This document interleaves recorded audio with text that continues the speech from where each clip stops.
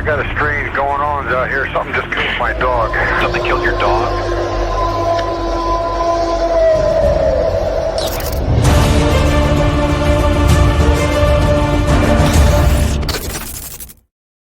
Hey everybody, welcome to the show. Thank you so much for spending the time out of your busy day to check out this episode. You guys, as usual, I'm your host, Dano Hamilton. And if you guys want to call me Dan, Daniel, Dano, it doesn't matter. I'll answer all of them. If you guys have had an encounter and you'd like to come on the show, please email me at the Cryptid Podcast 72 at gmail.com. That is the Cryptid Podcast 72 at gmail.com. Tonight's guest, you guys, is a renowned author, folklorist, storyteller. And tonight she's going to treat us with a really, I would say, rare story. This is one she doesn't tell a whole bunch. And it's her personal encounter with Bigfoot back in 1984-85 timeframe. And then she's going to get into some other stories that she has, some that I'm going to be hearing for the very first time. She gave me a long list of things that she tells, and I'm going to be honest with you, I was like a kid in a candy shop. I would love to hear them all, but time restraints. But hopefully I can get her back on for a part two. And without further ado, you guys, our guest tonight is Neoma Finn. Everybody, let's welcome Neoma to the show. Hi, Neoma. Oh, hold on one second. No, it's me. Okay. Me. I forgot I muted myself. Oh, you're good. How you doing? I'm doing quite well, thank you. How are you? Doing very, very well. We have a mutual friend, and just one day she was just said, "Hey Dan, would you like to have this person on? Would you like to have this person on? Would you like to have this person on?" I'm like, yes. And here we are. So I'm really fascinated with the subjects that you provided for me in an email. And when I do the podcast and I have guests on, if they have a personal encounter, I really like to focus on that. And then we can go over to other encounters. I've had guests tell me stories about their grandparents and, their friend's uncle and things like that. So I just love bringing content to the listeners. And a lot of the stuff I'm still learning. I've primarily been focused on Bigfoot and only Bigfoot. I knew of other cryptids, but you brought a list out and I'm like, I've never heard of that. I've never heard of that. And so I'm super stoked about what you're going to bring the listeners tonight. So before we do that, what kind of got you into this field? Well, I have always been fascinated by the topic of cryptids. Going all the way back to when I was a very small child, and I'm 60 years old, so that's a long time ago. There were a series of documentaries. The Patterson-Gimlin film occurred in 1967 when I was 2 years old. For about the next 5 years or so, there were just tons of documentaries. There was a documentary called Monsters, Mysteries, or Myths, and that was hosted by Rod Serling. There was an almost identical one called Mysterious Monsters, which was it was hosted by Peter Graves, and then there was In Search Of, which was Leonard Nimoy. And I just was fascinated by this concept of this crazy animal that might be living in the woods. And I began to read, and I'm a copious reader. And so I would go to the library and I would get books on the topic. And between that and sharks, that was the only two things I ever read about when I was a kid. And so I just became more and more interested in it. I never thought that I would ever have an encounter because in my mind, you had to either live in the Pacific Northwest or the southwest part of Arkansas. It's the only place you were ever going to see them because that was the only places that these documentaries and the movie, The Legend of Boggy Creek, which came out when I was like 8, that was the only places they were talked about. And I lived in a small town in Illinois called Milan. And it's part of a larger community called the Quad Cities, which, if you count my fingers, Quad Cities, you think four, right? Rock Island, Moline, East Moline, Davenport, Iowa, and Bettendorf, Iowa. 5 towns. And all of them are surrounded by other smaller towns. So I never thought living there I would ever see anything cryptid. I didn't realize that Illinois is actually in the top 10 places where you're going to see Bigfoot, mostly in southern Illinois, and I lived in northern Illinois. So still not something you would expect. And then in 1984, I was 19 years old. I was a young married wife. I already had a 2-year-old child because I lived fast when I was younger. I had we were so poor we could not pay attention.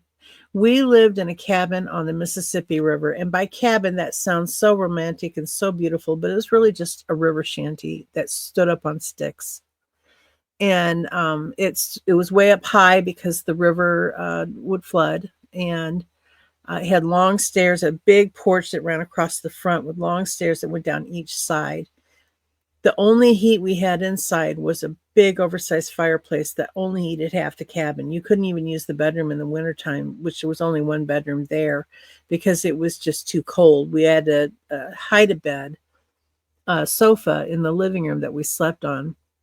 And this was one of those really old, super heavy, it was like watching a transformer come out and unfold. And on top of that, it didn't have legs. So it had to sit up on 4 cement blocks to keep it up off the ground enough so that when you pulled out the bed, you didn't scrape the hardwood floor of the cabin. And like I said, we were so poor. I can't express just how poor we were. And my husband at the time, and now I'm going to tell the story and people are going to ridicule him. And I don't want them to. He and I divorced years ago, and we never should have been married. We were not in any way, shape, form, or fashion meant for each other. And he was, God help me, he was a stupid man. And stupid people sometimes do things that they don't understand as bad. And I was a mean person.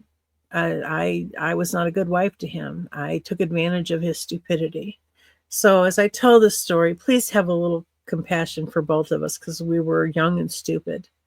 And I was young. He was stupid. I was mean. I was probably naive and ignorant. I don't think I was as stupid as him. But we lived in this cabin. The only income we had at the time was he ran trout lines in the Mississippi River and sold fish at the fish market. And then during hunting season, he would hunt for hides.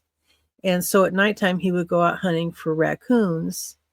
And I would stay at the cabin, and I was pregnant with my second child at the time. I was about 5 or 6 months pregnant at the time. And we had no phone, and the cabin, although it is not really super remote, if anything were to happen, it's not like I could run to the next door neighbor. I was miles from a neighbor. And so my best friend would come, and she would sit and play cards with me. We would put a pallet out on the floor in front of the fireplace, and we built a big fire. And I was sitting facing the wall that had the big sofa on it, and she was facing me. And then between us and out away from the fire was a second little blanket with a pillow where my 2-year-old was sleeping. And as we were playing gin rummy, something hit the house hard enough that it rocked that big, heavy, old hide-a-bed sofa off of those cement blocks and those cinder blocks and onto its face on the floor. Well, I jumped up and I grabbed my pistol. I had a black powder pistol, and I'm not a gun person. I don't know. It was a Smith and Wesson. It was black powder. If Smith and Wesson makes a 45, it was a 45, and if they made a 44, it was a 44. I don't know. I'm not a gun person. I just remember that it was a Smith and Wesson. It was black powder. It was a 6-shooter. And so I ran out onto the porch, and I ran down one end, and I looked all around off of the porch without stepping off of it or going down the stairs, and I didn't see anything.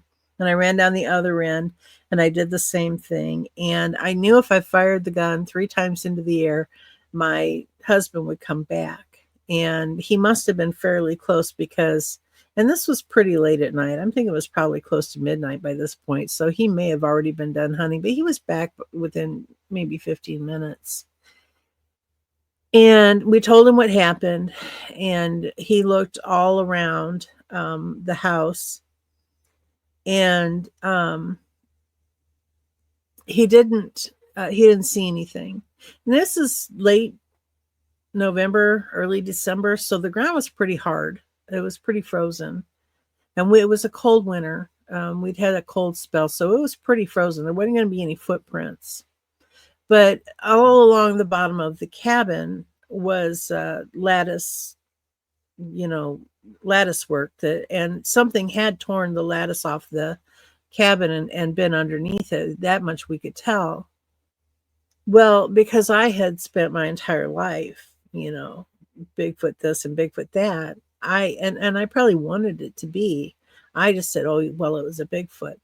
The other thing I have to say is this little area is called Big Island. If you want to find it on a map, you just find where Interstate 280 crosses the Mississippi River from Illinois to Iowa. And that cabin sat right there next to the bridge. But my grandmother and my grandfather lived on Big Island on the inhabited end. And I can remember growing up from early childhood, my grandmother, I was a wanderer. I was the little loner kid that would wander off by myself all the time. And my grandmother would always tell me, don't you wander over to that side of the island because there's a wild man that lives there. I did not understand my grandmother from Arkansas, what she was telling me. I envisioned some crazy old man that lived there, a hermit or something. I didn't realize that wild man was a southern word for what we call Bigfoot or Sasquatch. And it didn't occur to me until actually several years after that. Probably we're talking maybe a couple of decades later when I started being able to watch. I guess when I got my first computer was in 97, and I think it was the Bigfoot Outlaws who first I heard them call it things like booger, and then I realized there were other names for it. And but of course my husband, very, very simple kind of man, doesn't not flightful at all, and he laughed at me and he said, there's no such thing, and how stupid are you to think that there is. And being called stupid by someone I considered stupid was quite the insult to me. And so we fought over it. We didn't live in that cabin much longer because in January there was an ice jam on the Mississippi and it flooded out the cabin, and we wound up having to push out on a boat, and we lost pretty much everything that we had in the cabin. Not that we had much to begin with, but he, to his credit, he put on a pair of hip waders and he pushed me and my son out on a flat bottom john boat. And anyway, so we moved away from there. And we moved out to southern Rock Island County, where his parents, Taylor Ridge. And I was glad to get away from there because prior to that, between the incident and moving, I wouldn't leave the house before dawn, and I always made sure I was home by dark. And if I couldn't be home by dark, I would stay at my mom's. I would not come home down that road or anywhere near that cabin after dark because I knew there was something that was strong enough to hit the bottom of that. Well, at the time, I thought it was the wall, but over the years, I realized it came underneath and hit the floor, and that's how it would have popped it forward. But I knew that there was something on that island big enough to do that, and that didn't make sense because there aren't a lot of big animals in Illinois. So time passed. I gave birth to the second child in March. My older son turned 3. Summer comes along. It's about the middle of July and maybe the end of July. And my husband wants to go night fishing. And I had avoided going night fishing with him on that island since we moved out of the cabin. But he was bound to determine that we were going to go night fishing down on Big Island. The road that led to the cabin, our cabin was on the riverside of that road, but on the opposite side were a series of just, if you look at the map on Google today, it's just a bunch of little lakes, and every time there's another satellite image, the lakes change because it's all backwater. It's basically swampy, and some of them are open water, and some of them barely, most of them are no more than 3 or 4 feet deep. But we went there that night, and when you're taking 2 little children night fishing with you, that takes a lot out of you. You got to bring, food for them, diaper changes. I had to bring a playpen, which was made out of netting, and then I had mosquito netting that I put over that for the baby. I had I made hot dogs, and I had to deal with my 3-year-old. He was 3 at that point. And to make matters even worse, as we pulled into this little, it's sort of a teardrop shaped clearing, and we were at which would be the far western, because the river runs east to west there. So we're at that western end of a sort of a long pond, and the teardrop, as you're pulling in, it's probably not even a car and a half wide. I don't know that 2 cars could pass each other actually going through the drive of that clearing, but maybe they could. I doubt it. And then it kind of opened up into a slightly larger area. And my husband did not want to fish there, and I didn't blame him. It was all backwater. There wasn't any fish worth catching in there. And why he wanted to leave me and the kids there, I never, quite understood, but he did. He left me and the kids, and he walked way farther down to a fresher water lake, and he fished there. And so I set up, and I built us a little fire, and I lit the Coleman lantern, and I got my son's little fishing pole out, and it was a little bobber deal, a little Zepco type, nothing fancy.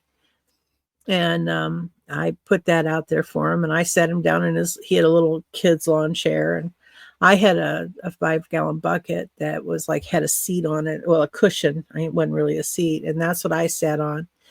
The baby, he was about 5 months old, I guess, at that point, 4 months old. And I fed him, and he went to sleep, and I put him in the crib with the mosquito netting over him. And really what I was doing is I was just sitting and enjoying the night. I was looking up at the stars, what few you could see of them, because we were very, very close to being in town, and there was a lot of light pollution. But it's peaceful and it's quiet there. And I grew up on that island, and it always felt like home to me, and I was just enjoying the night. And I began to hear something behind me. And it was, I guess at first I thought, oh, that's a raccoon. And it's probably waiting for me to discard whatever my older son didn't eat of the hot dogs. And I started thinking, that's an awfully large raccoon back there. It sounds more like a person or something big back there moving around.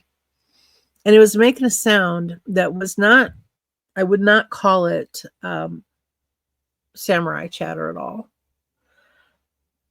I would not call it, it definitely wasn't a big howl. It wasn't a loud noise, but it was sort of like I've only heard somebody recorded something once that sounded similar to that. And that was probably back in 2013 that I heard that. And I said, that's what I heard. I'm not a hunter. I'm a fisher. I like to fish. I'm a fisherman. But I've been in the woods enough in my life that I know the sounds of animals, and I could not identify this. And there's really only one animal that I have a hard time identifying, and that's a fox, and that's because they make so many different sounds. But this was way bigger than a fox. And it was definitely moving around back there behind me. Now I'm sitting facing the pond. My 3-year-old, he'd gotten tired, he'd fallen asleep, so he was in the playpen behind me with the baby, and they were both sleeping. And the car, our car was parked here, with the playpen at the trunk, and it was facing outward. And I started to get that creepy, I'm being watched, something's not right feeling. And I could hear this thing back there, and it just nothing was making sense to me. And I heard it move around the bushes, and it got over to here where the clearing was. And like I said, this clearing's about 1.5 cars wide, but behind the clearing was an open field on the other side of the road, the open field that the cabin sat in. And beyond that was the Mississippi River, and there's lights on the bridge that shine onto the water, and there was probably, the moon was out, I don't know for sure. Honestly, I no longer even remember exactly what date it was, so I couldn't even go back and check it. But all of this light made a very pretty bluish backdrop to the very dark trees that kind of arched over this. And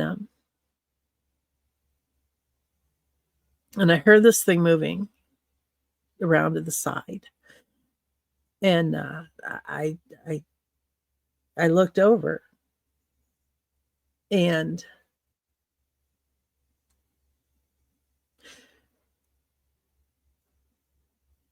I really struggle at this point to describe just how large this thing was. I was sitting down on a bucket that was, I don't know how tall a 5-gallon bucket is, 18, 24 inches. So I was low to the ground, and that makes everything look, this thing. And as over the years, every time I think about it, it just gets bigger and bigger in my head. And it was just massive. And I only got a glimpse. It stepped across that road with one step. I don't think its feet ever touched the road itself. It just stepped from one patch of woods to the other. And oh my God. I mean, there is not a man who is that tall. There's not a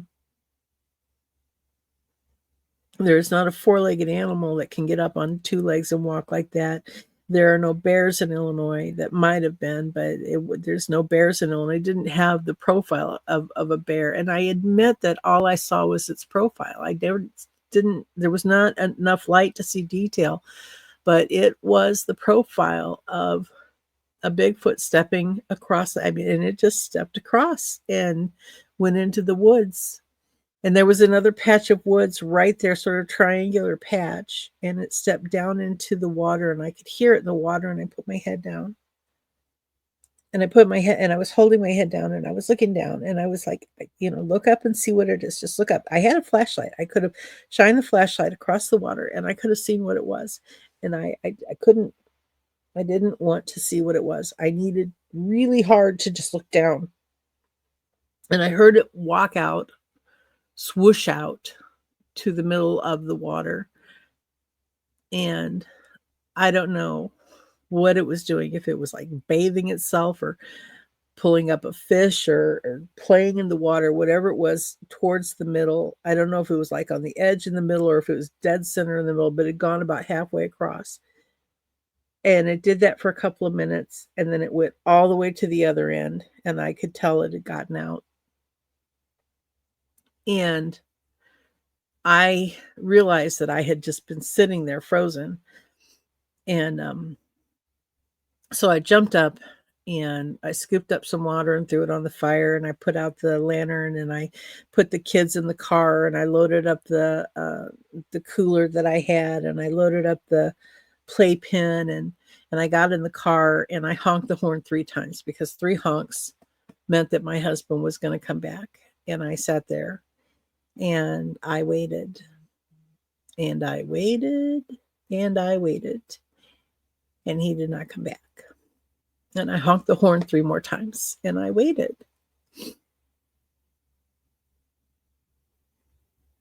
And he didn't come back.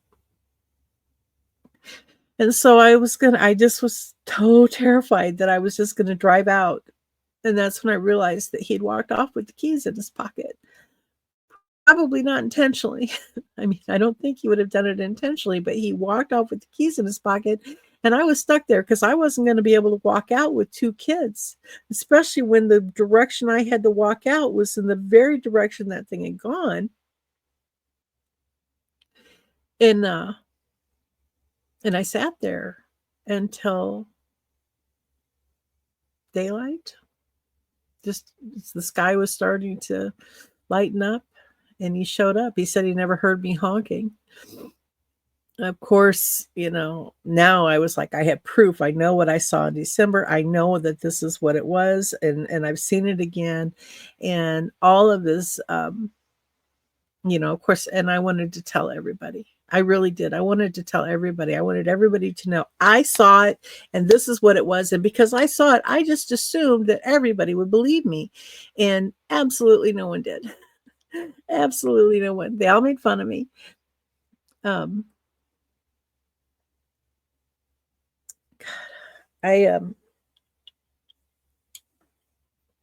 that was stupid.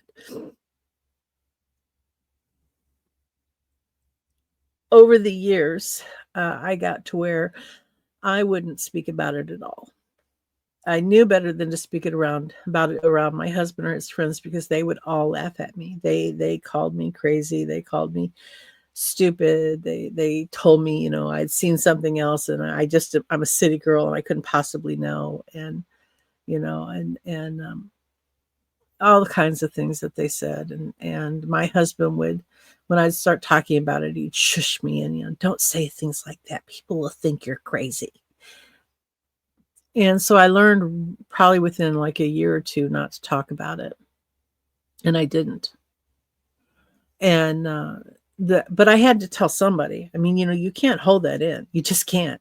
Once you see what you see, you've got 2 options: accept that you're crazy, or go out in the woods and prove that you're crazy. And so and holding it in is not a healthy thing to do. You have to talk about it. And so I got to where was my kids got older and they had friends, and we lived out on the farm, and we would have a big bonfire every summer, and they'd have all their friends over for a camp out. I'd sit around the bonfire and I'd tell stories, and I would tell that as a story, just as a way of getting it out. And I'd fictionalize it but I felt like I really needed to just share, because it was eating me up inside. And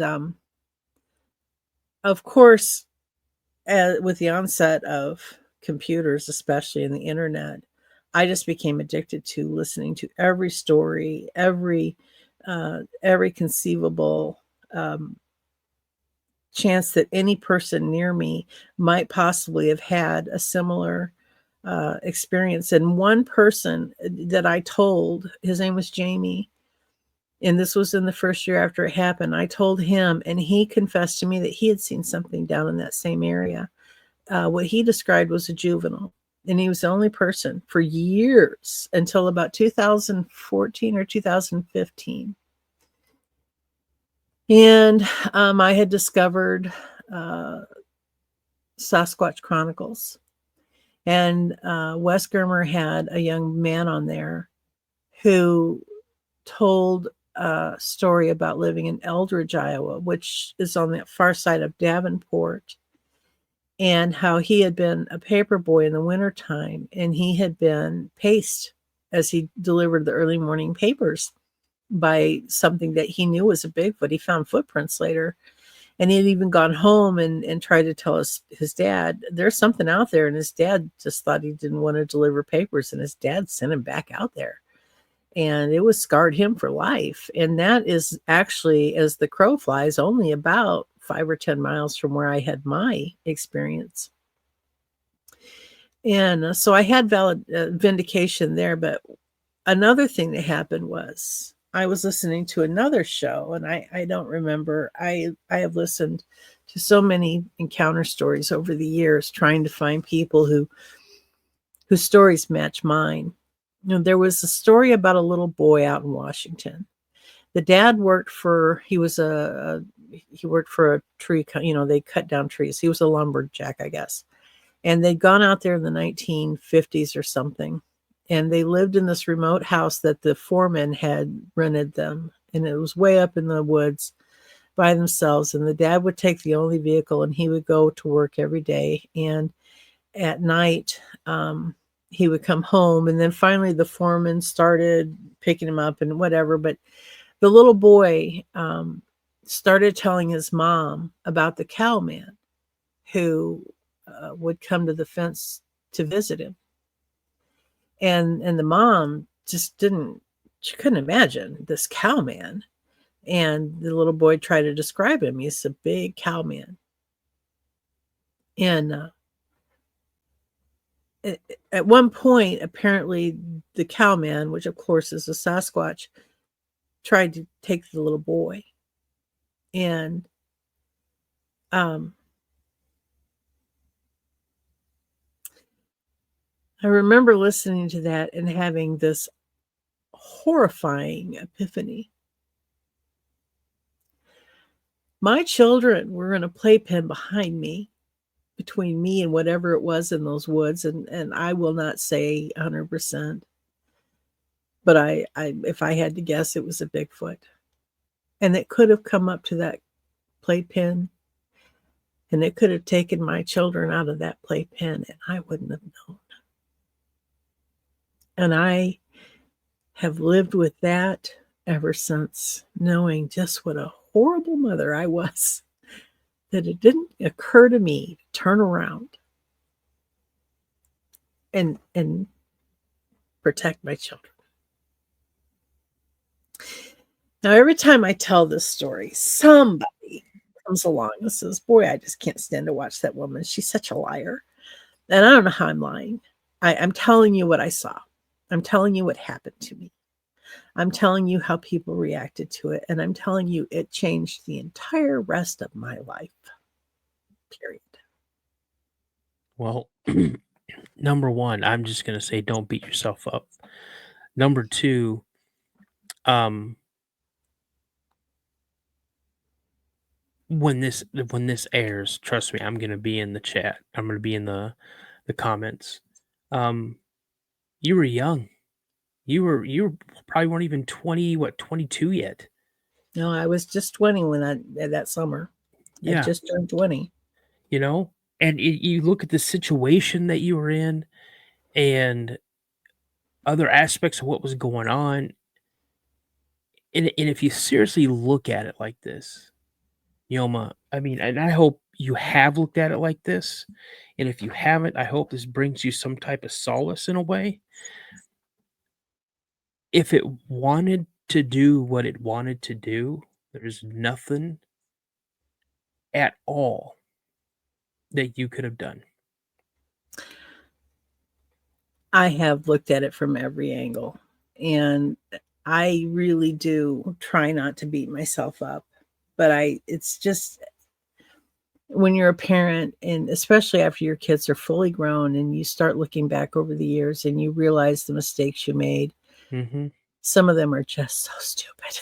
Yeah. And like, look at it this way, you know what, don't beat yourself up over it. You know, really don't, because and if anybody says in the comments that you're lying, why would you paint yourself in a light that would open you up for criticism if you were lying? And Right. so here's the thing. I don't think you're lying. And you know, I mean, I've had some very outlandish stories told to me, but I've had people corroborate those stories as well.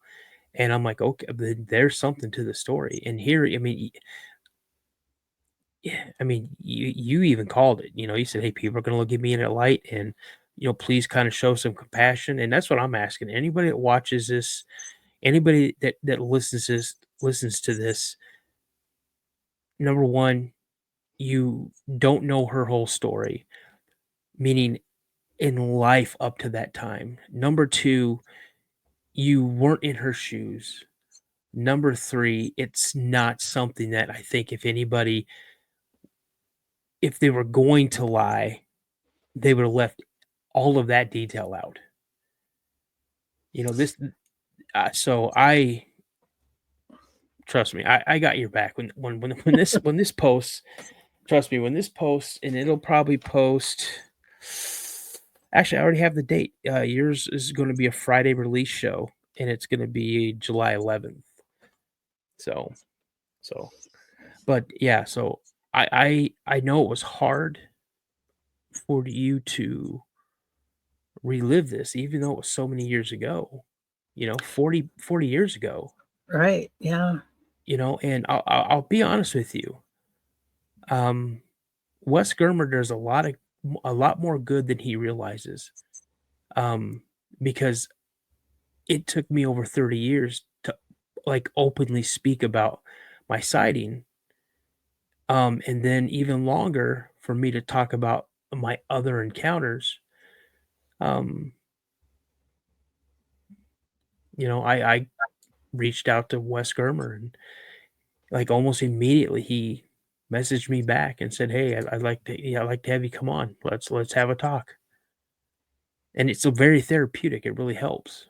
Yeah. But the more that I've told my story, and I haven't told it a bunch. I've told it a few times, quite a few times. But a lot of people who've never had a sighting or had an encounter, they don't realize that when you talk about it, it brings it back to the forefront of your mind. Yeah. But what it also does is it brings back details that you had forgotten, and some of those details are very painful, you I know? find myself, I really don't want to. I mean, I spend a lot of time just trying not to remember, Mhm, and it never fails. I've done that. No, I didn't start actually open up and start telling my story publicly again until 2020, mhm, actually 2021. And that was because I was writing for Cameron Buckner on Dixie Cryptid. mhm. I did all the editing for his stories, and he asked me to come on and tell my story. He said, "Just sit down and record it and tell your story." So I did. And then later at another time, he asked me to do it on a live stream, and I did. And then over the years, since in the last 5 years, I've probably been on half a dozen shows or so where I've told my story. And I've come to the point where, gosh, the first few times I told it, I would burst into tears. And I was on a show about 6 or 7 months ago where I was on the show for a different reason. And the man asked me, "Hey, I know it's hard for you to talk about, but tell your story." And I had to prepare myself. Yeah, When I went through everything this afternoon, what I was going to tell you and how I was going to tell you so that I would not break down and cry tonight. And I was not prepared. In the middle of telling that story, I just started blubbering like a yeah, baby because you just don't have, people have no idea how utterly emotional it is. And in my case, it wasn't an aggressive or a violent in any way encounter or negative encounter at all. It just was behind me. mhm, Different people have pointed out over the years that if it was chattering, it was talking to another one. So mhm. it wasn't the only one that was back there. And that's fine. I came to that realization a long time before people started pointing it out to me. But what people don't realize is that the big scars that I'm carrying come from the people who have laughed at me Yep. and who have called me crazy and who have called me a liar and, who've put me down. Those are where the big scars come from. And people find it so easy just to, Yep. it's just heartbreaking. Yeah. Well, I wrote down a couple of questions. Mm-hmm. So, first one is, how far away was your first one to your second one, like distance wise? I would say the entrance to the little clearing where I fished that night is maybe 100 yards down the road from the driveway to the cabin. Wow. So it was But relatively they were, close. but they were on opposite sides of the road from each other. Yeah. Cabin sat in an open field, and the little pond was surrounded entirely by thick woods, thick vegetation. Mhm. So, I mean, this may be a dumb question, but do you think that it saw you? Yes, And do you think that I think it before it was saw trying to you? get me to move. Yeah. Yeah, I actually think it was trying to shove me, move along. And I think that when it realized that I could not or would not move along, that's when it decided to come around me and cross. Wow. There's a lot of things that don't make sense to me, though, because it could very easily have gone out onto the road and walked up the road and never got into the pond. I don't know why it got into the pond. Mm-hmm. And that's kind of something like, if you're going to doubt me, that's what I would doubt. Why did the damn thing get in the water? Mm-hmm. But I don't know. I don't know why it got in the water. I know that if that's the kind of water they swim around in, that's why they stink. Because that was all, backwater with duckweed growing on it. And Mm-hmm. Yeah. I mean, that's yeah. I just don't. I can't imagine. Mine. I witnessed it with my dad, and he turned on the brights and the driving lights that he had installed shortly after we moved in this area, because it was a dark gravel road. There was no lights. The only light that was even considered on this road was when the paved road ended and the gravel road began, that we turned off on. And there was a street light there. That was it. And this when I was a kid, I thought this road was like 5 miles long, and now in actuality, I know it's about a mile and a half, maybe a mile and 3/4. And my brother and I, we'd get up at 4 in the morning, leave the house by 4:45 so we could not walk up that gravel road, sprint as fast as we could up that gravel road, yeah, just to stand in that light, because that light meant safety to us. And then shortly after we got up there, the bus would come and pick us up to take us to school. Him to the elementary, me to the middle school. But we turned off of the main road, and as we went down, because it went down, kind of went down gradually like this, and then it leveled out, and then it had a couple little rises and dips, and I saw the eye shine, and I'm like, Dad, there's something up there. And he'd angled the lights out, kind of like a 45-degree or something like that, where it angled out so you could see the entire sides of the road, because there was deer and coyotes and some we believe there were some wild dogs out there and porcupines. So and the last thing he wanted to do was, have an animal run out and slam into the side of his Mustang. He had a Mach 1 or something like that. It was a pretty nice oh Mustang. wow, And that was my favorite vehicle. I saw the eye shine. I go, Dad, there's something up there. And he's like, oh, it'll move. It'll move. It'll see us come. It'll move. I go, Dad, turn the brights on. It's up there. We go down the little dip, come back up the rise, and eye shine's still there. I'm like, Dad, it's something is sitting up there. It's like not moving. Go down the dip, go a little ways, come back up the rise. As soon as he starts coming up the rise, he hits the brights and hits those driving lights. And there she was. And she stood straight up. And this sighting was all of maybe 6 seconds, if that. Yeah, But what happened after that was even more terrorizing. But I didn't feel any aggression from her. My brother later on told us that he had seen 2 juveniles, you know? So we lived in this area, and we had a family unit living in this area, a young adult, the father, the mother, and the 2 juveniles. So I know. I tried to tell people that, that, "Hey, this is what me and my dad saw," and, you know, my dad wouldn't talk about it much. I wouldn't talk about it much. My dad was, we know what we saw. There's no reason to prove it to anybody. So, yeah, so I wouldn't sweat that. I mean, I wasn't in that exact situation. It's easier for me to say, "Don't worry about what other people think." Um, but I've kind of been in your shoes before. So, Yeah. Well, I choose not to. I choose not to dwell on it because it upsets me too much. mhm. But when this comes out, I promise you, I won't be looking at the comments because it's too painful. Because I inevitably, the last 2 times that I've been asked to tell my story, I just ignored the comments altogether because it's the only way I can keep my sanity. I'm an introvert, in that Yeah. I prefer being alone, and I've been an introvert all of my life. I know that's like a big thing to be now. Everybody wants to be an introvert, and I don't think half the people know what that means.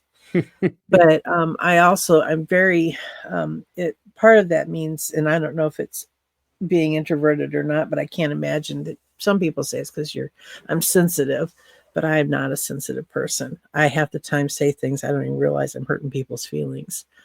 Um, but being around people actually sucks all of the energy out of me, and it makes me very tired. And so I stay away from people in general. And even just reading their comments in the comment section can wear me out. And Well, you're part of the but Cryptid family now. You're part of the Cryptid Podcast family, and I'll tell you right now, I have some very, very amazing regular listeners that have no problem yeah, jumping on people for their comments, and if I feel that it's just too hateful or whatever, I usually just delete the comment and I'll ban that person. yeah, It's just I don't put up with that type of stuff because I started this podcast because I want people to feel safe coming here and telling their stories, because what you're telling us is another part of this puzzle known as Bigfoot, and something that you encountered some people may identify with and understand what exactly they've dealt with in their life. and it helps to know certain. I think that what I would like to think that what it was doing in the water was looking for fish, and it that confirms to me other stories where people have seen them hand fishing in water. Mhm. And the chatter, the different languages that you hear from them. Language may not be the right word, but for decades, all I knew about was the howls and the samurai chatter and the wood knocks. And little by little, I've come to realize that those aren't the only things that they do. And I Mhm. have a piece of that puzzle in when I tell my story. And I do think, I mean, I've put it out there enough that I'm comfortable that it's been out there enough. You could certainly hear it anywhere else, and you're going to get the same story. It doesn't change. Mhm. I may leave out a detail here or add a detail there, just because that's normal. When you tell a story, sometimes you forget certain things, or you just don't think it's worth telling. But um, I do think that it's important. I think that anybody who has a story needs to tell it to somebody Mm. who collects those stories, because that's how we put the pieces of the puzzle together for anecdotal evidence. And that's how we know certain things about them, even though we don't have a specimen. Yeah. Some people say they have them, but, Yeah. I don't believe it. I I have well, let me ask you this, okay? So, and after I ask you this and what you believe, what your opinion is, let's get Hmm. into some of these other amazing stories because I'm telling you right now, I am super geeked to hear them. So, what do you think, in your opinion, what do you think Sasquatch is? I'm still a flesh and blood person. I have, and it's, I think even as a child, I set it in my head that it's an undiscovered great ape. Hmm. I don't think it's a missing link. I just think it's an undiscovered great ape.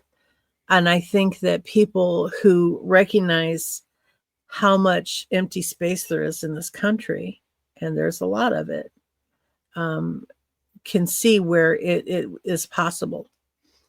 Now, a lot of scientists will argue against that. They have all kinds of reasons as to why. They think that it couldn't possibly be an undiscovered great ape and that it's all just a figment of our imaginations. But I am a firm believer in the undiscovered great ape theory. I believe that they travel via cave systems. We have a very intricate cave system on this continent that makes that very possible. The Valley of Headless Men is another story that I could tell you. I'm telling you, as I talk, I can list, I'll start remembering all kinds of stories. But, and the interesting thing about the Valley of Headless Men is the old original stories that the Native Americans told before the Europeans even showed up, talks about the Dene people. Hmm. Now, there's a honeycomb of caves that go all across North America, up, down, side to east to west, north to south, right? Well, do you know what the Navajo Indians call themselves? The Dene people. Do you know Yeah. where the Valley of Headless Men is? Northern Canada. Hmm.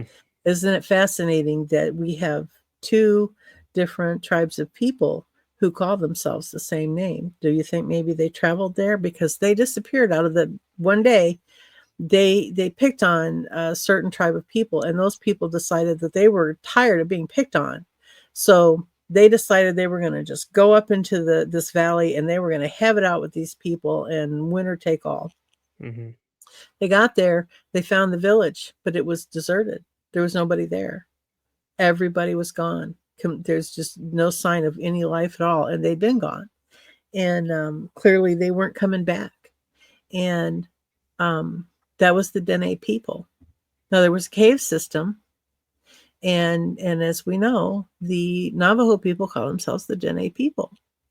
So did they get into the caves to get away from, because there's all kinds of crazy legends about the Valley of Headless Men. Hmm. Just the simple name of the valley should tell you that a lot of crazy things go on there. And did they go to the Southwest and reestablish themselves there? Or had they always been connected? And I think that it makes perfect sense that these bipedal creatures use the cave systems in this country. And I live right down the road from Mammoth Caves. I live just over the Tennessee state line, and that's a huge cave system. Yep. And only about 40%, maybe less than that, Has been explored. Yeah. yeah. And there are still thousands of miles. It'd be so easy for a creature to use that's been here, whose people or who's has inhabited this area for millennia, Yep. A millennia. Yeah. um, to be able to use those as a highway. And so that's I'm sorry, I'm babbling. No. I apologize. No, it's I find it really fascinating, and I know my listeners do because, I have listeners that just wanna hear the story and that's it, but I Yeah. have more listeners that really wanna hear, and it makes people think. I get comments, "Oh, great guest, Dano. This person really made me think, really brought, opened my mind, opened my eyes, broadened my view." So, no, thank you for explaining that. I really, truly appreciate that. I also think that Dogman uses the cave system too, by Mhm. the way. Um, Yeah. I don't want to get too deep into this one just yet because I know you still have more questions, but Oh, no, my uh, questions are done. okay. Well, now I'm going to tell you this one, but then you're going to have to refresh me on which ones you want to hear next. Okay.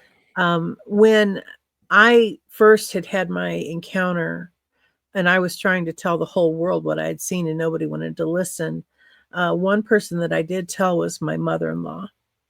And she and I were not the best of friends. We never did hit it off quite well. But I did tell her the story. And surprisingly, she was one of the very few people. In fact, at that point, she was the only person who listened to my story and who she said she had a story of her own. This is a little bit different, but we lived in the old farmhouse, and then our side of the road had the barns and some of the cornfield, some of the fields, and then she lived in the newer house on the other side of the road, and they had most of the fields, where corn or soybeans or whatever was grown. We had more woods on our side of the road. And our farmhouse we were the 5th generation to live there. So it was pretty old at the time, and the family had been there for clearly since the mid to late 1800s. And back in the 1950s, my mother-in-law told me that they saw something. And I said, was it a Bigfoot? And she said, I don't think it was. And I said, well, what was it? And she said, I don't know. They wouldn't talk about it. It was the men. And I said, well, surely it was a Bigfoot. And she said, I don't think so. Now, at this point, the only cryptid I really knew about I knew 2. And that was Bigfoot and the Loch Ness Monster. It's the only 2 I knew about. I had no idea about any of this other stuff. And I said, well, tell me about it. She said, well, back in the 1950s, in southern Rock Island County, they were having a problem with some animal attacking and killing the livestock, and it was tearing their throats out. Mm-hmm. It was doing damage to them, tearing off pieces of them, but it wasn't really feeding on them like you would expect a wild animal to do. It wasn't certainly feeding on them like a coyote would, or like coyotes as a group would. And they couldn't figure out what it was, and it seemed to be pretty large, and they kind of had it in their minds that it was a bear. And so a group of the farmers, about 5 or 6 of them, got together, and they decided to go out hunting one night to find it. And they all got together. They met at the barn at the farmhouse, of all places, and they started the hollow there is called Turkey Hollow, and they went all up and down the hollow hunting that night. And they came out and they hunted some of there's all kinds of little hollows and stuff back in there. I mean, those men combed that area. And they finally, very late into the night, they wound up back at the barn. And I take it back. I think that they got on the scent. They had their hunting dogs with them, and I think the dogs got on the scent of something, and they chased it back to the barn. And the men went into the barn, and it had a high center part, and the loft was there for the hay, and equipment was kept inside the big part. There was like a garage part, which was more storage, and it was low, and the roof it went like this, it was a steep roof, and then it came like this, and it had this small, and it was a small door. And then over on this side were stalls. And they chased this thing into this side of the barn where the stalls were, and all the way to the back stall. And the men came in, guns in hand. Probably they had wheat lights on their hats, or they were carrying flashlights, whatever the case may be. And they got back to the corner of that back stall, which was all the other stalls were tie stalls, but that was actually a big, stall. And they flashed the light in there, and they stared at something that none of them had ever seen before outside of a movie. They would not They didn't pull their guns out. They didn't shoot it. They backed out of the barn slowly, all of them in a deep state of shock. They all went home that night, and they never spoke of it outside of a few mumblings to their wives and children here and there about being careful where you go and where you hunt in that area. And all of those men are now dead. Not one of them ever wrote down what it was he saw, but what little that my mother-in-law told me at the time, I had never heard of a Dogman. In fact, I have a very kind of almost comical story about being on Bray Road, not realizing that there was a legend attached to that road, standing on the side of the road with a map spread out over the hood of my car at about 2:00 in the morning, trying to figure out how to get home. And not knowing that there was a Dogman story attached to that. And even years later, the only reason I remembered the name of the road was because I worked for a man named Bray. And when I realized that was the name of the road, it stuck in my mind, and I wound up calling my brother, and he helped me get home. But anyway, I had not heard of a Dogman. What little my mother-in-law said, I thought, surely to God, this woman is not telling me that her father-in-law saw a werewolf. And it wasn't until, probably 2008, maybe earlier, but I don't think so, that I first heard the story of the Beast of Bray Road, that it hit me. Because I kept telling my mother-in-law she had to have seen some kind of a Bigfoot. That's all there was to it. Or not she, but her father-in-law. And she kept telling me it wasn't possible. That's not what they saw. That absolutely was not what they saw. And I realized, no, they saw a Dogman. They had a Dogman pinned in the back of that barn. And that thing was so scary looking that 5 grown men, fully armed, walked out of that barn rather than shoot at it. Yeah, that kind of throws me for a loop. Because back in that time frame, and from what I'm looking at the notes here, that was possibly in the 50s. Right. Men in the 50s were men. Like, right.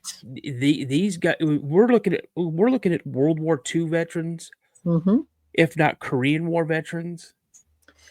And you had at least one World War II veteran and one World War I veteran in that group of men. And they sound like they worked the farms. These were rugged, tough men amongst men, and for them not to, And these were men who hunted regularly. They were in those woods all the time. What they saw was something they had never seen before. Now, do you know, after that time, did anybody in that area have more issues with maybe that Dogman killing their livestock? Yeah, I think that continued. I don't think that stopped for a while. And then one day it just stopped. It's interesting. I believe in a certain amount of migration with cryptids. I do believe, and I have anecdotal evidence to back my theory on that, on many different stories that I have shared. The Big Muddy Monster in Southern Illinois is a really good example of what I think is a migratory Bigfoot situation. And I know that in the South, there are people who say, if you want to know where the Bigfoot are, follow the acorns. Because when there's acorns on the ground, you're going to find Bigfoot. Really? Yeah. And so there are a lot of people who, and I think DA may have told me that. I don't know. Somebody told me that, but, and I hate not to give credit where credit's due. I anything I know, it's not stuff that I have learned on my own. It's stuff that I picked up from listening to others speak. But when, I have a lot of anecdotal evidence that makes me believe that there is such a thing as migration amongst these creatures. And I think it's very similar to where I'm from. The Sauk and Fox Indians were that's the natives that lived in that area, and what the most famous one was Chief Blackhawk. If you're a hockey fan, you recognize that name from the Blackhawks. But Chief Blackhawk, he wasn't a chief at all. He was just a war chief, really, is what he was. He wasn't a head chief. Though they had winter grounds, which was, if you look at the Mississippi, the part of the Illinois and Iowa that I'm from, the Mississippi runs east to west, and their winter grounds were up above where the river turns to go west, and their summer grounds tended to be farther south where the river comes back to the east, and they anywhere in between there. And so, I mean, even the Native Americans that lived here before the Europeans showed up were migratory, even those that were not necessarily, what's the other word I'm looking for? Roaming. Yeah, nomadic. Nomadic, thank you. That's the word. We're still slightly migratory. And so I don't think that it's crazy to think that that the Bigfoot or Sasquatch or whatever word you want to use for them would also be at least migratory, if not nomadic. I believe that same thing as well. I've had a lot of people ask me, and I believe that they'll travel pretty big distances, and I think what they do is they're a lot smarter than what people think they are. Is they're not going to deplete a food source. They're gonna they're gonna harvest what they feel they need to harvest. Then they're gonna move to another area they know that has plenty of resources, and they're gonna harvest what they need to harvest, and they're gonna move to another one, and they're gonna move to another. They have a circuit. I believe that they have a circuit. So, but so you mentioned I've got two, if you could talk about them. One is actually the big muddy monster. If you could talk about that, and then go back to like the werewolf of Werewolf Springs. Werewolf of Werewolf Springs is a story a lot of people love to hear me tell because I get very, very animated telling it. It's probably my best story. But we'll start with. And all these stories, they're based off of factual. They're yeah. What I do is I do write fiction. Don't get me wrong. I write a lot of fiction, and in fact, you can find fiction stories on my YouTube channel, Neoma Finn Opened It Out, or you can find even more of them on Dixie Cryptid, because I love to write the stories, and he does a really good job of narrating them. Yeah. And if you're going to go on his channel, look up The Hunted and The Hunted Part 2, because those are probably the two best. And then the next one I would look up is called Something Worse Than Bigfoot. It's a story about a man who lives in a marsh. And those are all they're fiction, absolute fiction. Don't get me wrong. I do write fiction. But what I specialize in is collecting stories and the folklore and the myths. And I love to find every town in America has something. You know, my hometown had the Black Angel. Down in Southern Rock Island County, or they had the creature that happened to wind up, pinned into the barn of my father-in-law's farm. Every town has stories, and I love to collect those. And one of those stories happens to be the Big Muddy Monster. Now, if you look on a map, you'll find a place called Murfreesboro, Illinois.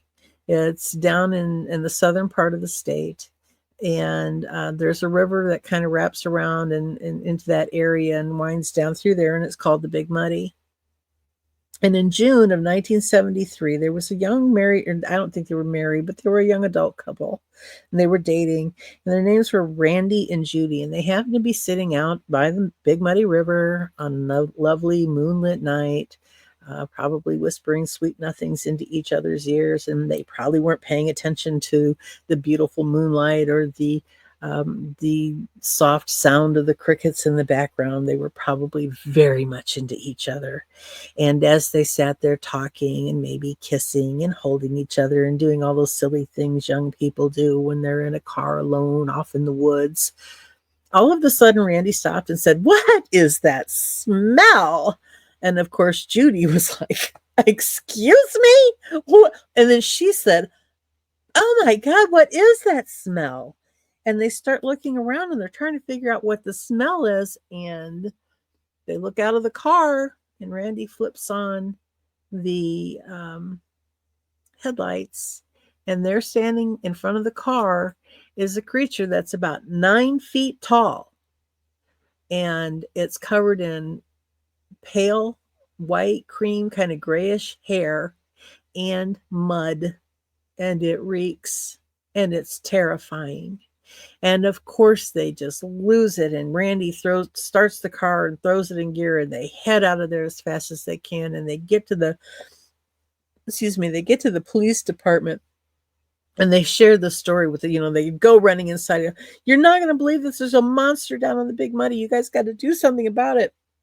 And I'm sure that the desk sergeant's sitting there thinking, "Oh boy, midnight on a Saturday night, these guys are out of their minds. Okay, kids, let's get this written down." And I'm sure he took their report and he probably thought he was going to throw it into the back of a filing cabinet and never speak of it again, except for one thing. About the time that he had forgotten about Randy and Judy, a couple of teenagers walked in. Another kid named Randy, much younger than the first one. He was an actual teenager. The others was they were like 22, 23. And he had a girl with him named Cheryl. Now, Randy was visiting Cheryl at her mom and dad's farm when they happened to look out and see something come out of the woods. And it just came to the fence line and stood there and stared at him. This thing was about 9 feet tall and covered in white or pale or kind of grayish fur.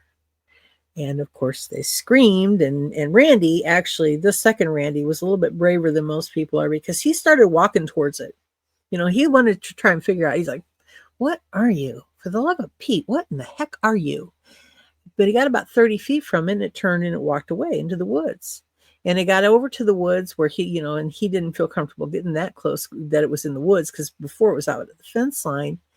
And he happened to be, he watched it and it just kind of stood there and it stared at him and he stared at it and it stared at him and he stared at it. And then it turned around and it walked across the pasture and it was gone. There through the woods into the pasture and it was gone. Of course, this Randy and Cheryl, they jump in the car and they head to the police department. And the poor desk sergeant's sitting there minding his own business. And wouldn't you know it, 2 more kids come in and tell him this story. Now you got something. You got 2 people. Granted, they're both named Randy, and you got 2 guys and you got 2 girls, and they're telling the same story, couple of miles apart, and they're not in the same age group, so it's not like they're playing some kind of a trick. They just happen to see the same thing. Randy said this thing, I think the first Randy said, it looked like the cousin of Bigfoot, except that it was white. Anyway, so they take the note and they make a note of it. And about the time that they thought maybe that they could let it go, wouldn't you know it, some boys are sent out in the field. They're playing wiffle ball. And one of them smacks the ball into the tree line. And the 3 boys, they all head off into the trees to find their wiffle ball. And when they get into the woods, the one boy looks up and goes, "Hey, what's that?" The other 2 look over, and sure enough, there's a 9 foot tall, if it's an inch, creature covered in very white looking fur, maybe gray, maybe cream, but close to white looking fur. And it's staring at them. And they stare at it. And it stares at them.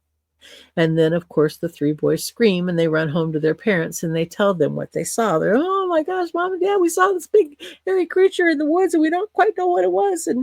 And so the parents, of course, They tell the kids, well, we got to go to the police station. We got to report this. And they did.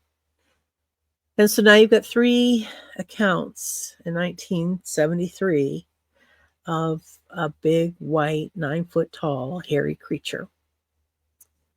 And all surrounding or within walking distance of the Big Muddy River. At the same time, there was a carnival that happened to be going through town. And this carnival had some employees. They had a pony ride, where you had the little Shetland ponies that are attached to the stanchions that go around in circles, and the kids ride them. And it was nighttime. The carnival had closed, and the ponies had been put in their little corral for the night. They'd been fed, and the guy that ran the pony ride decides to go out and check on his ponies before he goes to bed. And when he gets out there, he sees this 9-foot tall, covered in white hair creature standing there staring at his ponies. Now, he didn't get that close. I mean, he'd seen it before he ever got there. So he turns around and he runs, and he gets a coworker. He's like, you got to come and look at this, because I don't know quite what I'm looking at, but you need to come and look at it with me. So they did. They ran back down there, and it was still standing there, 9 feet tall, covered in white hair, or maybe gray, or maybe cream colored hair, staring at the ponies. They watched it. They didn't approach it. It didn't seem to be interested in hurting the ponies. It just seemed interested in watching them. And it did for about, 5 or 10 minutes. And then it turned around and walked away into the woods.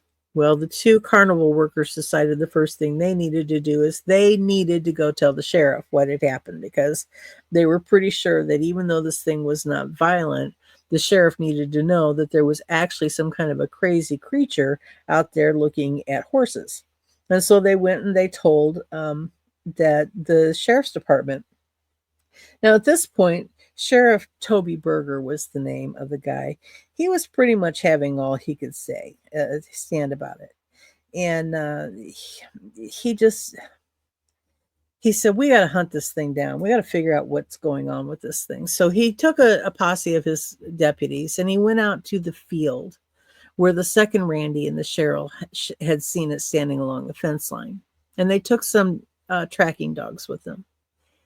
And right away, the dogs picked up on the scent of this thing.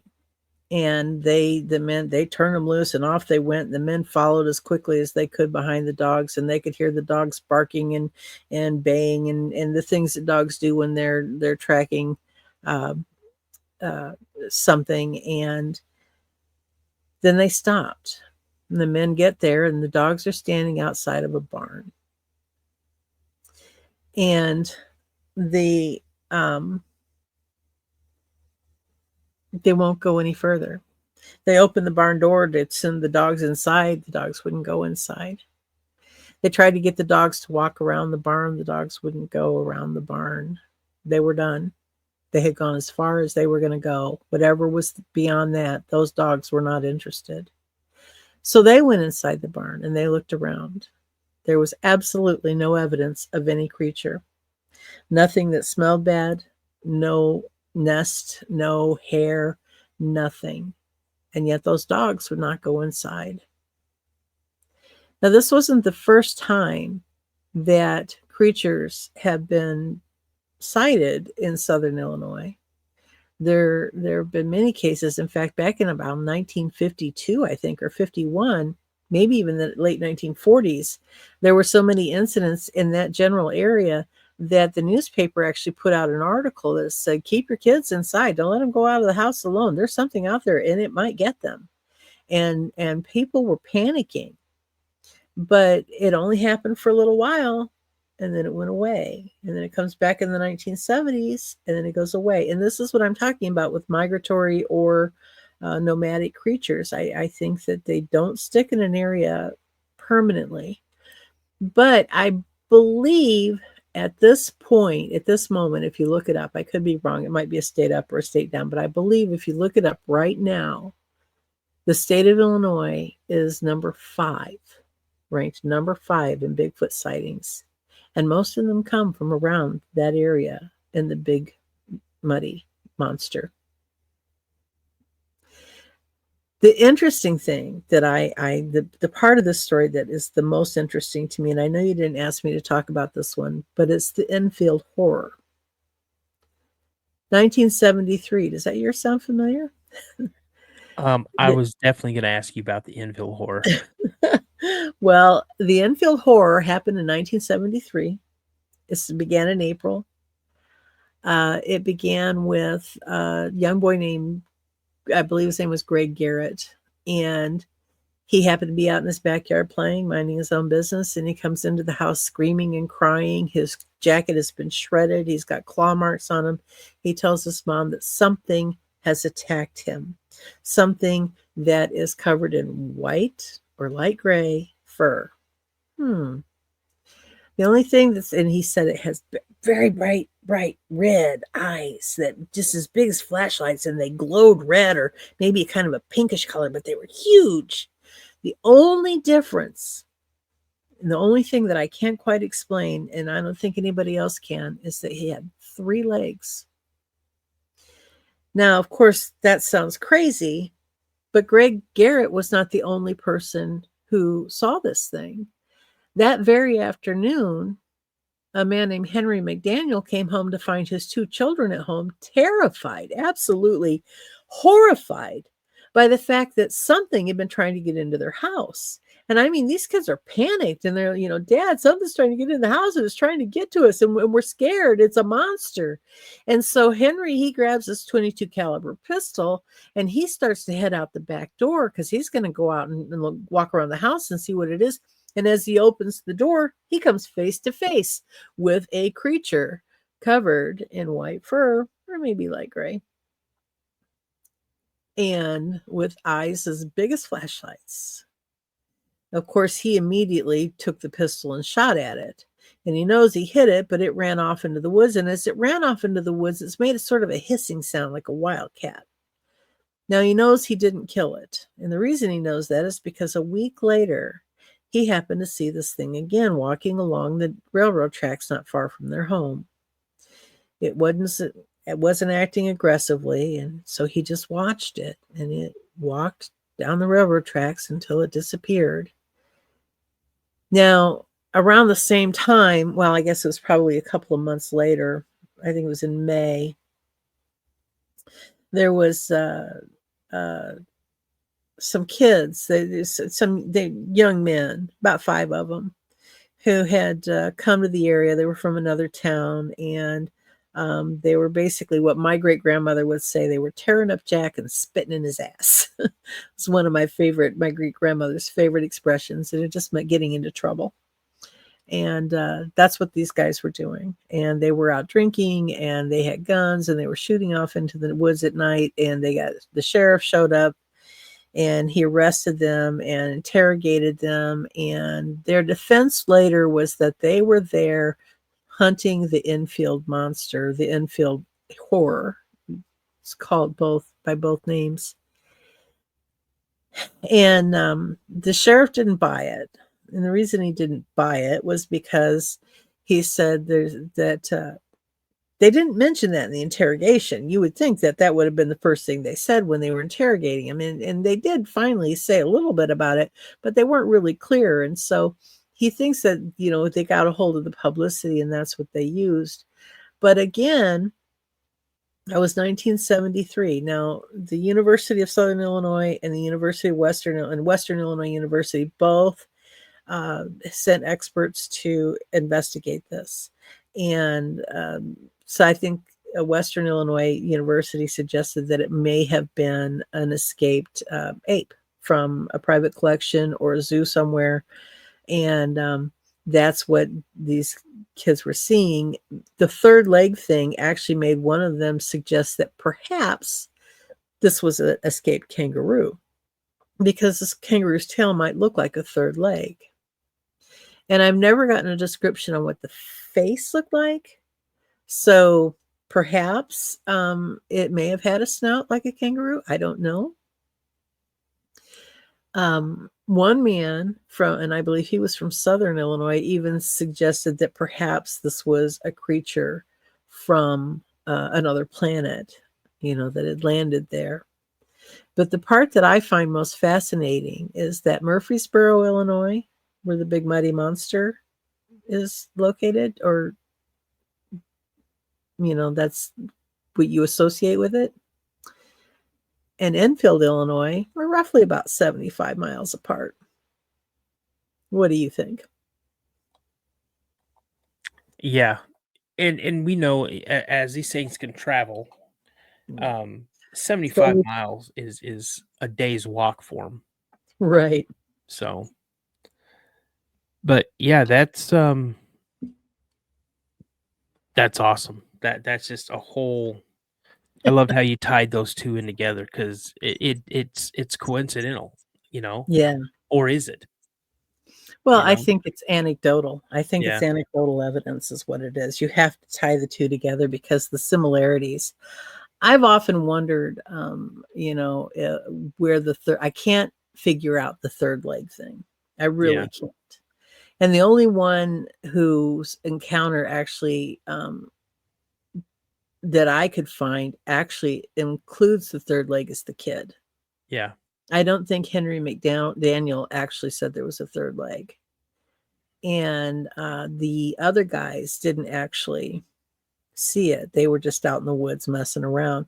And there are all kinds of stories that begin with, well, a friend of a friend's cousin's dad's uncle's neighbor. You know what I mean? Yep. So, but none of them seem to be firsthand accounts and therefore are not reliable. Yeah, that's crazy. Yeah. That's awesome. Hey, if we could put a pin. Oh no, you know what? Let's hear that werewolf one because you know what? A lot of people you say like to hear that. Let's hear that one. Okay. Werewolf Springs. That's actually not far from where I live now. It's wonderful. it's in Dixon, Tennessee. There's a park there called Montgomery Bell State Park. And it is a very beautiful groomed park. It's nothing for instance, I spent a lot of time at the LBL, and there is nothing groomed about the LBL. That is rugged living. But Montgomery Bell is very groomed. There's a golf course, there's a community center, there's really upgraded campgrounds. There are 3 lakes. I know they're swimming at least one of those lakes. It's beautiful. The woods are all there. There's no, I don't know what the grade levels of hiking are, but these would be lowest level, easiest hiking woods. Beautiful, beautiful campground. But no matter how beautiful it is, it does have a legend, and that's Werewolf Springs.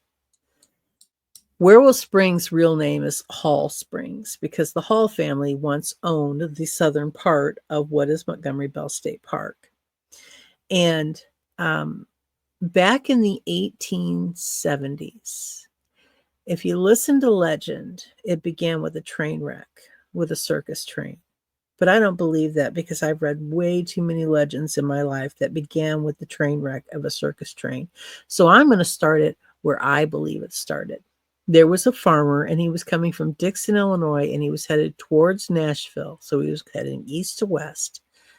I don't think he was headed to Nashville. I believe his farm was outside of Nashville to the west, but he was headed home in his wagon with his servant. It was late in the evening, and they were traveling along a road that I believe is now might be 431. I'm not sure, but at that time it was just a 2-lane gravel road, like you might imagine a wagon would travel down, or a dirt road, probably not even gravel then.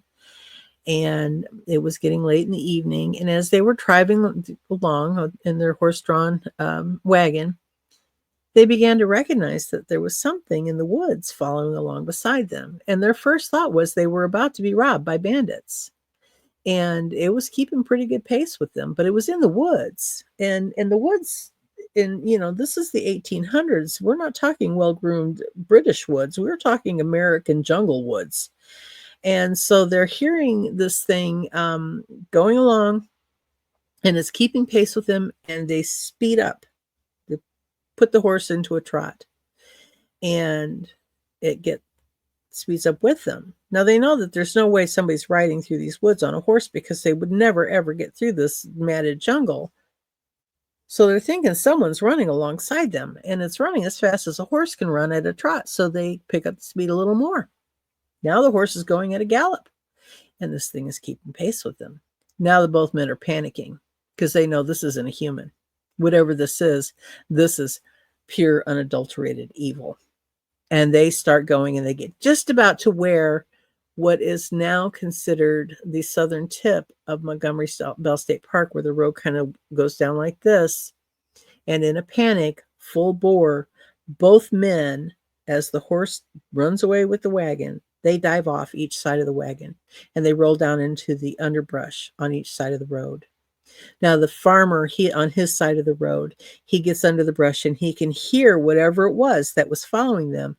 It attacks his servant, and he can hear his servant screaming and crying, "Have mercy, help me, somebody help me, have mercy, it's killing me, it's ripping me apart." And he can hear this thing chewing on him and scratching him and tearing into him, and he can't do anything about it. All he can do is he can hear it, and he's, stop, but he's afraid to even say anything because he can't let this thing know that he's there. He's going to die too. And so he lays there into the night and listens as this beast tears up and eats his servant. And he lays there as quietly as he can for as long as he can, terrified, trembling with fear, knowing that the least wrong move will indicate to this thing that he's just across the road and there's nothing he can do. So he's laying there, and finally he hears this thing move off, and he starts to, 1,000, 2, 1,000, long deep breaths, trying to calm himself down. Finally, he gets calm enough, and he gets brave enough that he gets up and he sprints back towards town, all the way back to, I believe it was Dixon, which is on the west side of Montgomery Bell. And he gets to town, and he tells the sheriff, and he tells, all of anybody who will listen, something attacked our wagon, something ate my servant. We've got to go find him.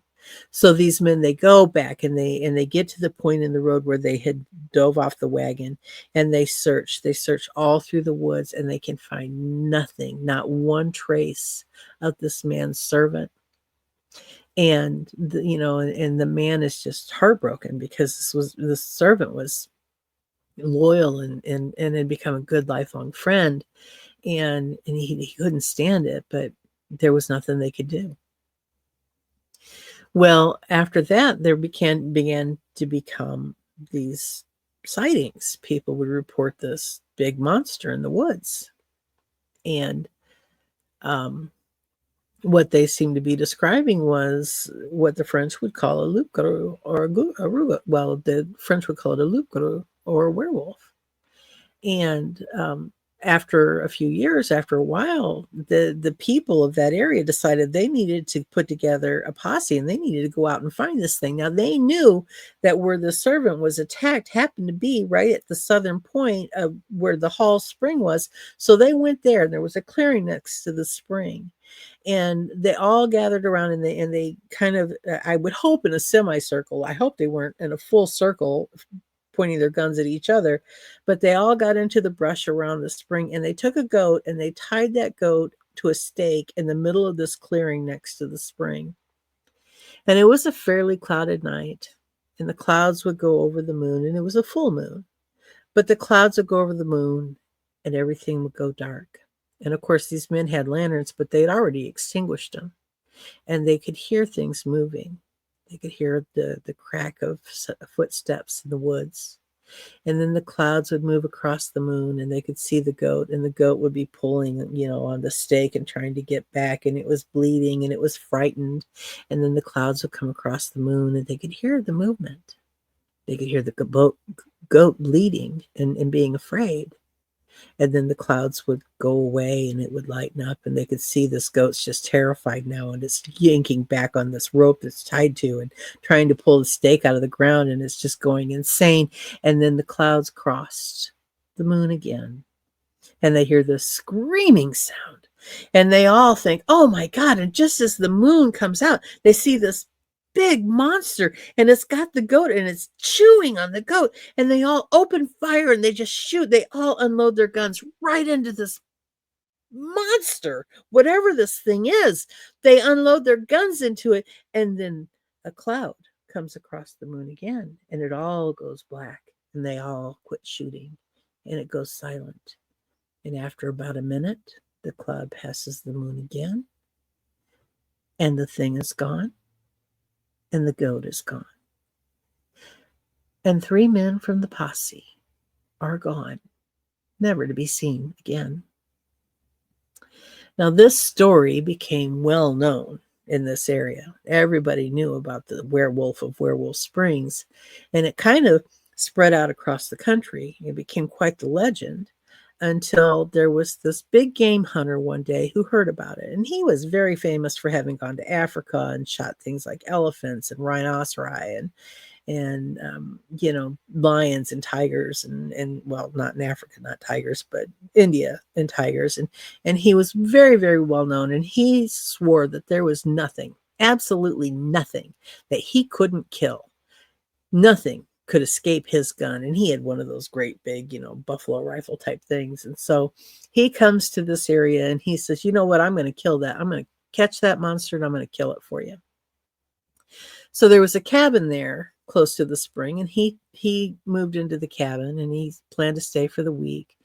And during the day, he would go out and he would wander through the woods and get himself familiar with the woods and look around and look for traces of this thing. And then he'd take a nap in the afternoon, and then he'd sit up all night looking out the window towards the spring, hoping that maybe this thing would come by.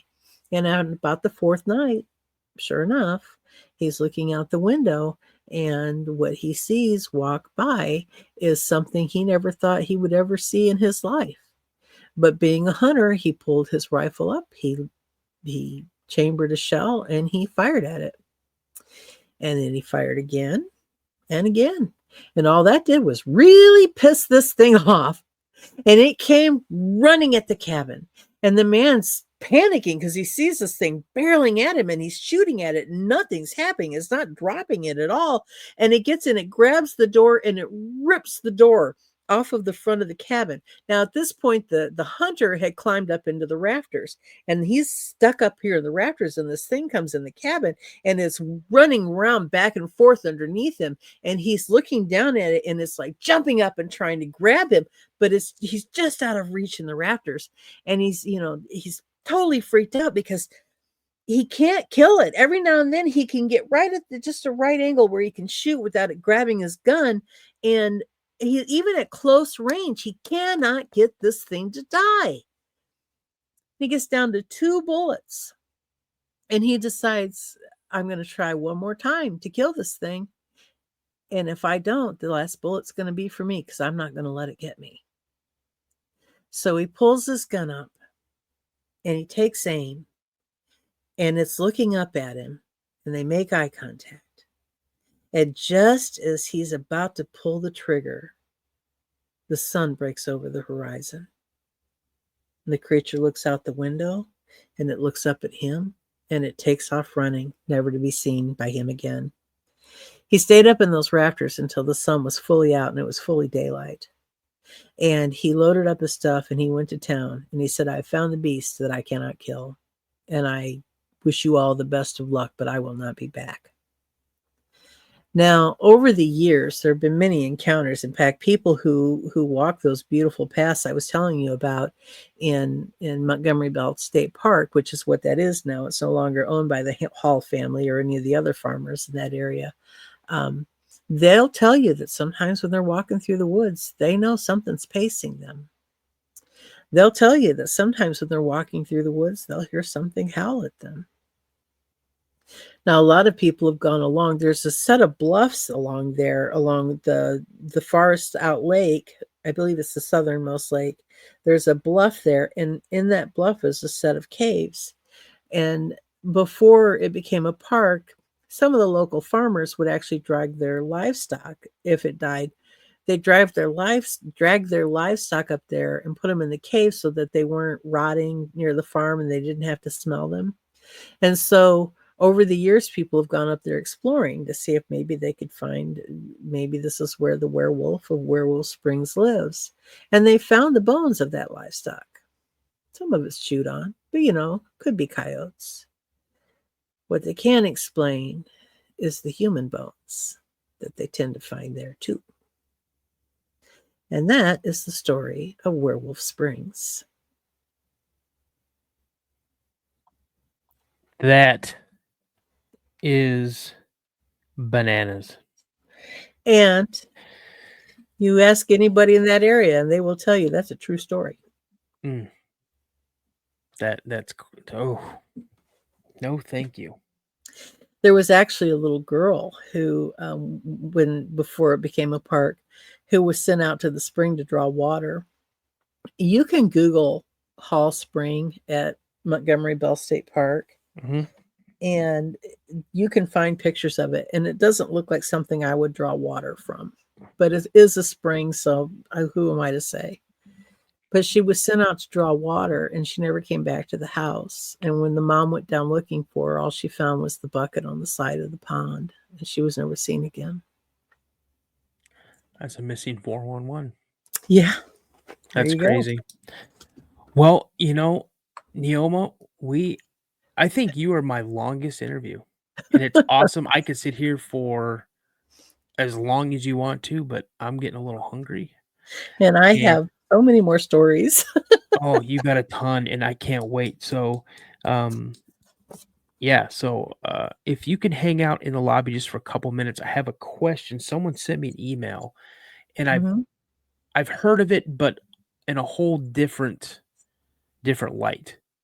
And so if you want to hang out, before you do, where can people find you, find your works? I have one book out. It's called, it's a work of fiction. It's called The Beast Remains. It's right up here behind me. You probably can't see it very well, but you can find that on Amazon.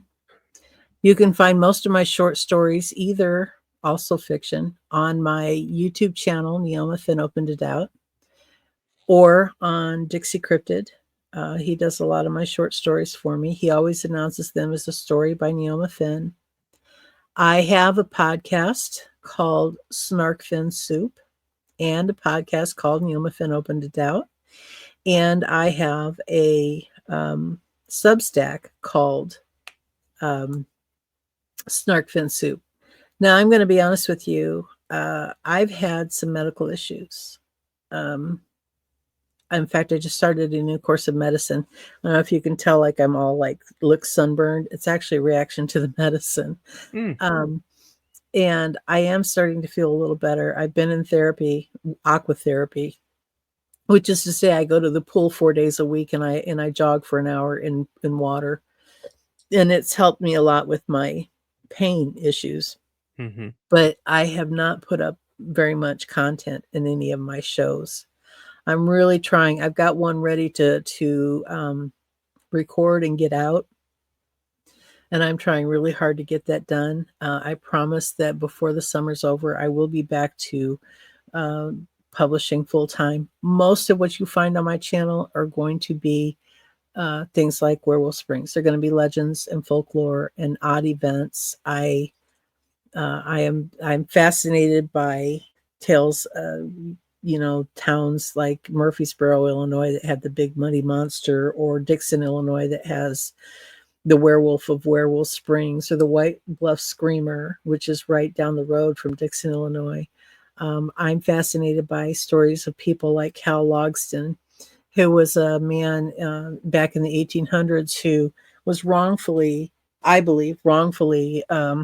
accused of murder and hung. It took him 3 times to try him, 3 times to hang him.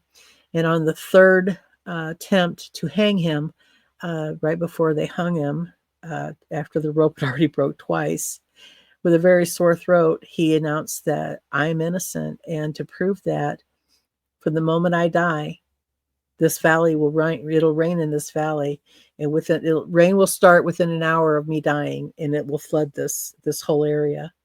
Now this is Jamestown, Illinois, so it really is in a valley. It's actually up on the plateau. Mhm. It's not an area that you would expect to flood, and it did. He also said that within 100 years there would be a plague of snakes where they buried him. And in 1973, the University of Tennessee had to send a team of experts to that cemetery because the cemetery is right next to a grade school to Mhm. get rid of all the poisonous snakes that had. Oh, So my goodness. yeah, and those are the kinds of things that fascinate me. That is the kind of stuff that I spend my time reading about, researching, and going there if possible. There's a really wonderful set of cemetery stories. I love legends surrounding cemeteries. They fascinate me. The LBL fascinates me. And that's what you're going to find. When you read my Substacks, you might find some fiction there. I love to write fiction, Mhm. but mostly you're going to find myth and legends and, things that maybe they're true, maybe they're not. Because this is how I look at it. It's okay to doubt, but make sure you ask the questions because you might not like the answer. Yeah, that's true. Well, thank you so much for coming on, and I would definitely love to have you back for a part 2. Because Anytime. you have a ton of stuff that I'm straight geeking over that I can't wait to hear. And yeah, so hang out in the lobby, and I'll be right back with you. All right. All right, you guys, that's our guest for tonight, Neoma Finn. You guys check her out. Honestly, amazing, amazing, amazing. A lot more than I bargained for. Very pleasantly surprised at the vast amount of knowledge that she carries with her, and how she's able to get that detail in. Um, I'm was literally on the edge of my seat the entire time listening to these stories. So, and with her personal encounter, you guys, seriously, again, before you comment, think about the things that she had gone through. Try to put yourself in her shoes, um, and be kind. Um, Again, this is a safe spot for anybody who's had an encounter and would like to come on. Um, it's a safe space for them. With that being said, so again, if you guys have had an encounter, you'd like to come on the show, remember my email address is the cryptid podcast 72 at gmail.com. Again, it's the cryptid podcast 72 at gmail.com. As my buddy Josh Smith from Mysteries Unknown always says, stay prayed up. And as I always like to say, everybody, remember, a legend begins with a sighting. You guys have a great night, and I'll see you back another time. I got a strange going on out here. Something just killed my dog. Something killed your dog?